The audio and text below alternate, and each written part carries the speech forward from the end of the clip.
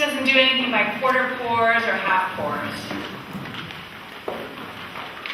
When the Cana wedding party ran out of wine, he turned plain water into the very best wine, and 180 gallons of it. That's a lot of wine. I mean, it was way, way more than that party needed, way more than they could ever consume. When the crowd came looking for him on the mountain, Philip asked, how in the world are we going to feed all these people? And Jesus looked at him and said, well, just bring me what you have. Turns out what they had was 2 fish and 5 loaves of bread. And Jesus gave utterly sincere thanks for it. You know, he didn't say, oh my goodness, that is not going to be enough. Nope. He took what they had, gave utterly sincere thanks to his Father for it, for those 2 measly fish and those 5 little loaves of bread. And he blessed them and broke them and shared them. 5,000 men, it says, where you know that there had to be also women and children. A lot more children, right? Probably at least 10,000. I mean, we're talking a crowd of people. Baskets of food left over. Everyone eating their fill. Baskets of food left over. Jesus doesn't do things by half measure. When Peter and James and John dragged themselves back from a night of fishing with empty nets, Jesus told them to go back out again. They did, because it was Jesus. And as soon as they lowered their nets into the sea, fish practically jumped into the nets. Their nets were so full that they could hardly get them into the boat. The nets tore from the numbers of fish. In Jesus' force field, wine is the $100 plus kind, and there is a lot of it. In Jesus' force field, your work, it yields results. Fresh fish. Fish are the freshest. Try saying that. Fish are the freshest. Bread multiplies. And multiplies all over again. In his force field, you don't talk about having enough. You talk about what you're going to do with all the leftovers. Jesus, in his force field, things are abundant. They're extravagantly abundant. So in the gospel today, we hear from John about one of the last times that Jesus, maybe the last time actually, that Jesus went to the home of his dear friends. Now Jesus didn't really have a home of his own, but this home was the closest that he came to having his own place. You know, this was the home of his dear friends, Mary and Martha and Lazarus. It was his adopted home. It was where he went to get, kind of recharged, let down, relax. And as always, when he went there, Martha made sure that he got fed. Her cooking was a practical and much appreciated gift to him. But not only did Martha feed him, she was one of the first. She was the first of her siblings, but she was actually the first in all of John's gospel to believe, to confess that Jesus was the Christ, the Son of God.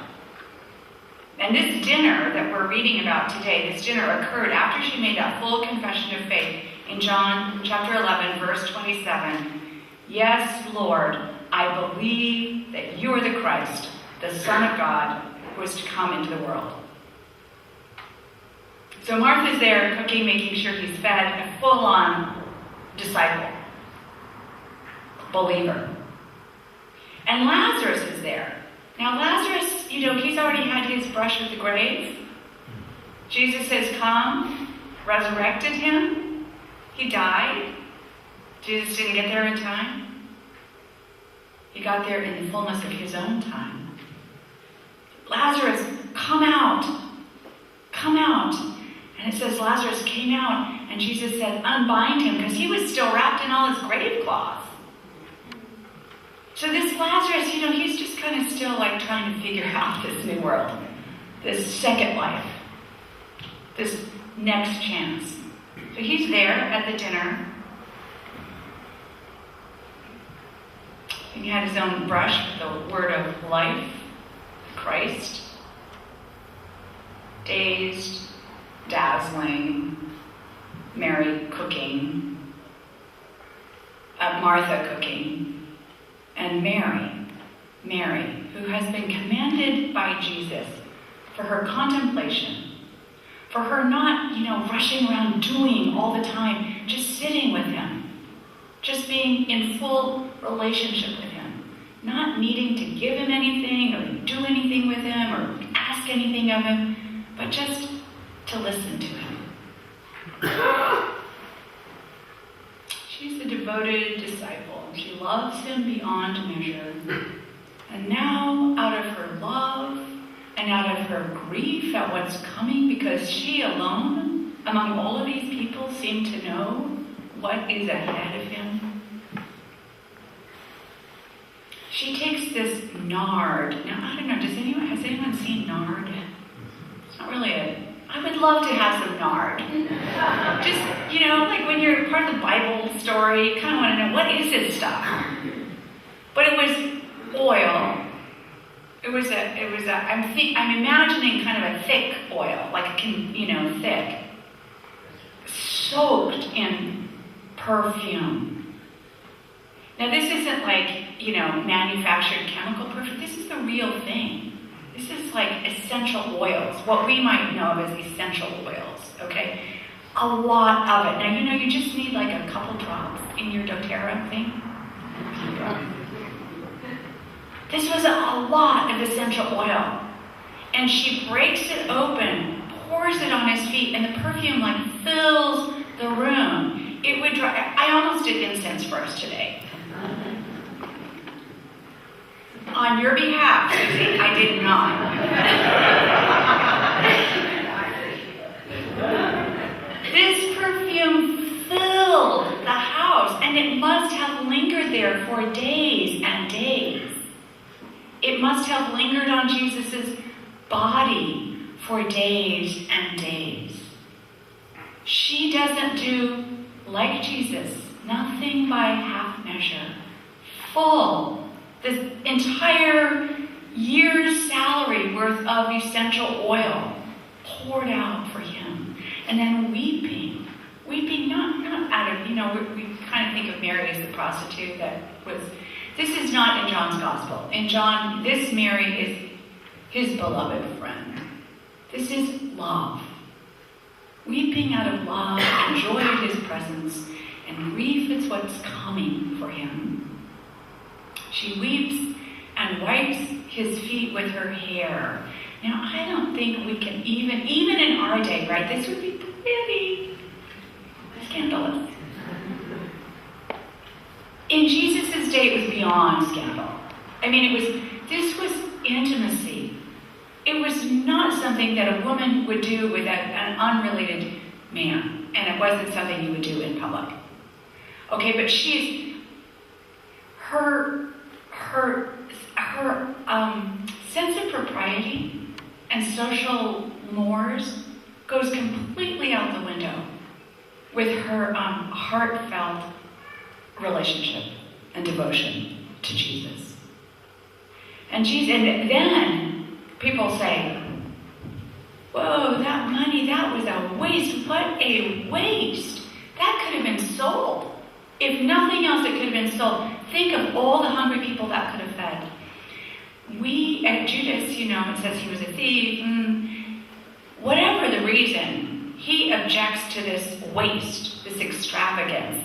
And friends, you and I would too, right?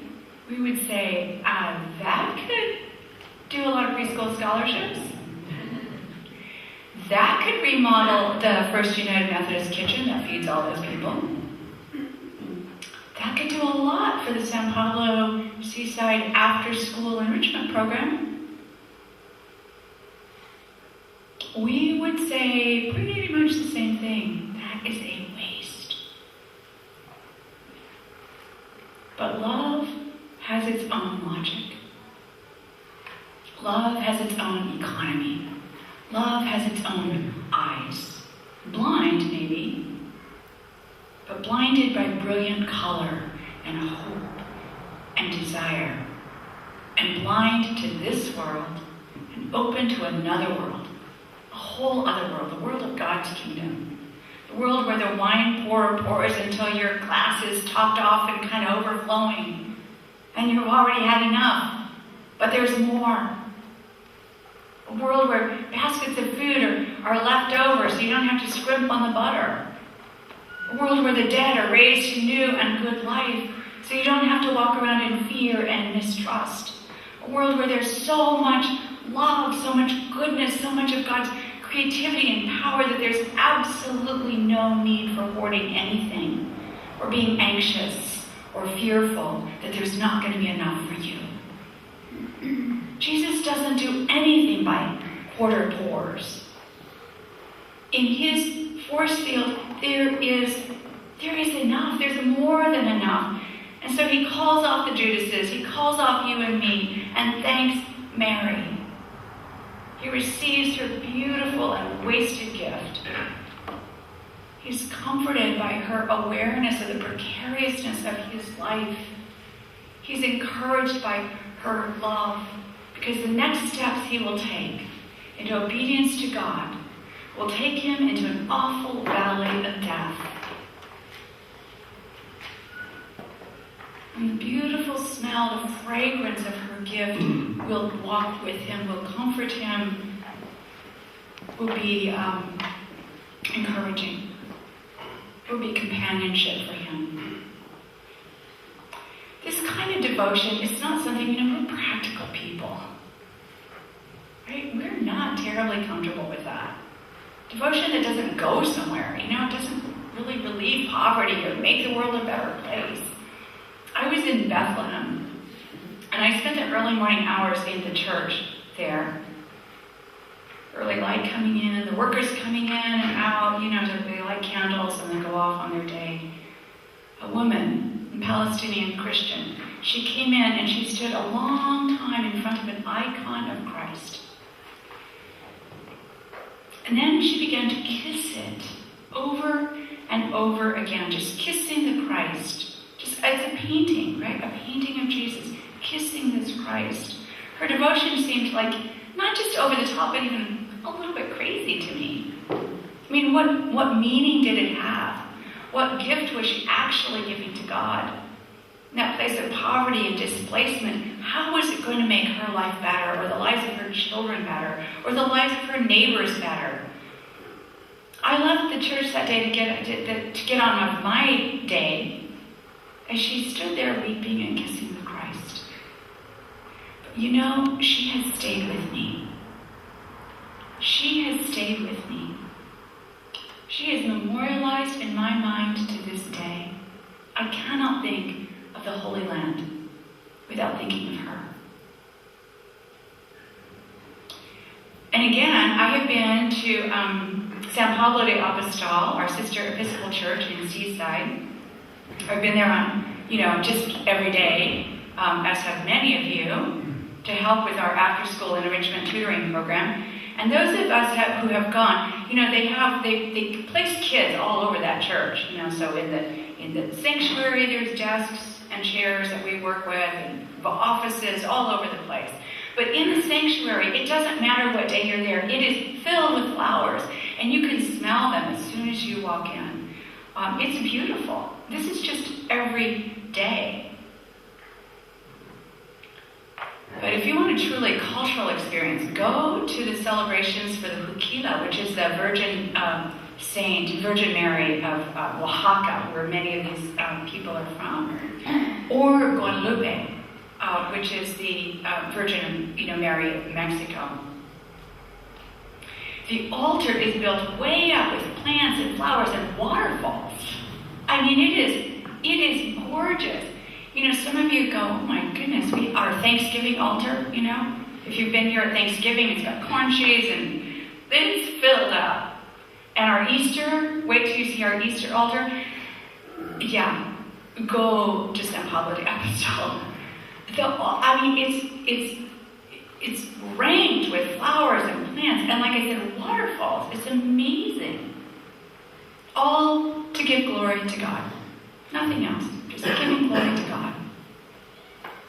And then there's a little, hidden, you go through this kind of archway to the little statue of Hukila, this little Virgin Mary about this big.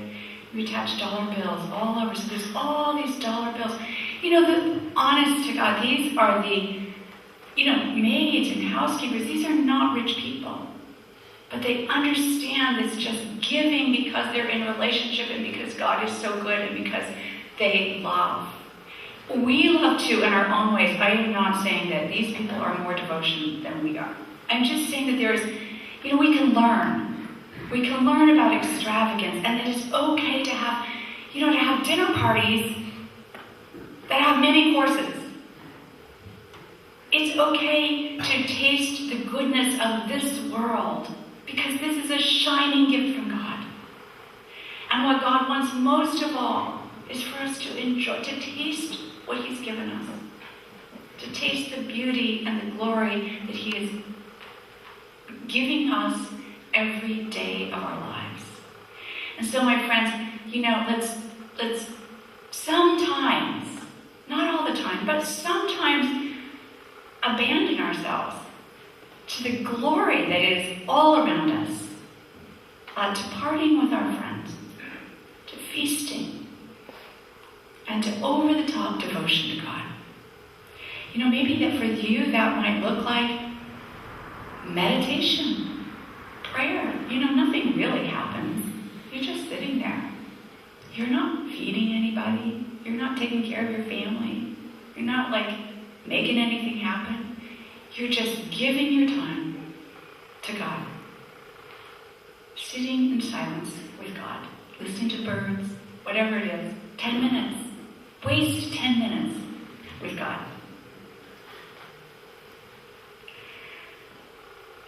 Thanks be to God for this world, for this Christ-soaked, gorgeous